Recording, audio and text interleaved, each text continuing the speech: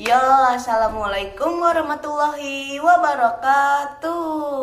Halo sahabat literasi, welcome back dengan saya Muhammad Farhan Miftahudin. Saya dari kelas 7F SMP Negeri 1 Dayakolot.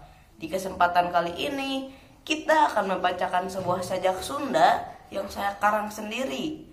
Sajak ini sendiri terinspirasi dari sebuah buku yang berjudul Back to Love. Buku ini ditulis oleh seorang penulis bernama Kakak Hai dan pertama kali diterbitkan oleh Gagas Media pada tahun 2018. Buku ini juga memiliki tebal halaman sekitar 355 halaman. So, daripada banyak basa-basi lagi, mari kita langsung saja membacakan sajaknya.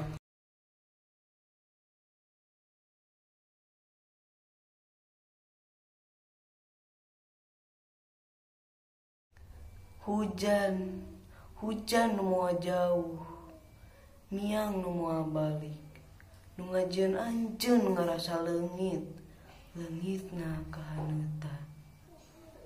Hujan, hujan nu moal katiisan, nu ninggalkeun kasepian, nu ngajeun liang dina hate, nu bakalan hese jang cager.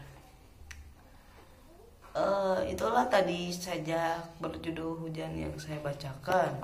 Mohon maaf jika masih ada kesalahan dalam kata atau bahasa Sundanya karena saya sendiri masih dalam proses belajar. So, sekian dari saya. Terima kasih sudah mau menonton.